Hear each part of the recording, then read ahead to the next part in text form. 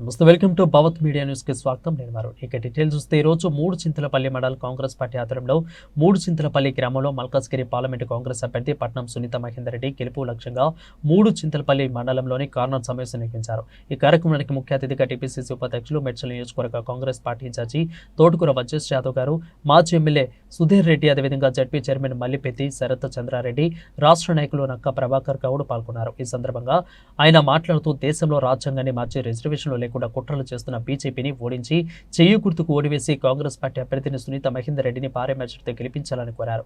ఈ కార్యక్రమంలో మూడు చింతలపల్లి మండల కాంగ్రెస్ పార్టీ నాయకులు, కార్యకర్తలు పెద్ద ఎత్తున పాల్గొన్నారు.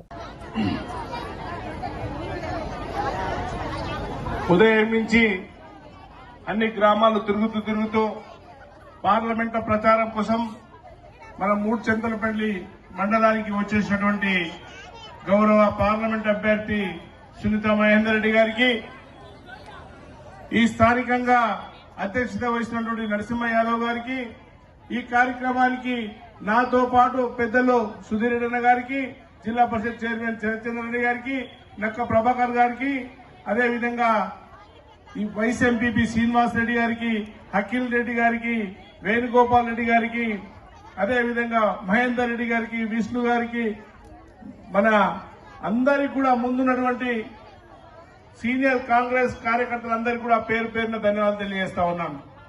ఈ కార్యక్రమానికి వచ్చినటువంటి మా మహిళా సోదరులు, మనం ఇక్కడ ఇదే మూడు చింతలపల్లిలో వీరారెడ్డి సాక్షిగా ఎన్నో సమావేశాలు ఏర్పాటు చేసుకున్నాం. ఇవన్నీ సమావేశాలకు మన గౌరవ ముఖ్యమంత్రి ఆనాడు పార్లమెంట్ అభ్యర్థి ఉండే ఇక్కడ ఒక దళిత దండోరా మీటింగ్ పెట్టుకున్నాం. అదేవిధంగా రైతుల కోసం రైతు వేదిక, ఏదైతే రైతుల కోసం మోసం చేసిండో అవన్నీ కూడా గౌరవ ముఖ్యమంత్రి గారు వచ్చి మీటింగ్ పెట్టారు. మరి ఆనాడు ఎన్ని సమస్యలు ఉన్నప్పటికీ కూడా యుద్ధం చేసి ఇక్కడే కుమ్మరెల్లవ్వ ఇల్లు కూలిపోతే ఒక ఇల్లు కట్టి అనేటువంటి ముఖ్యమంత్రి మన కేసీఆర్ అని చెప్పి నేను తెలియజేస్తా ఉన్నా.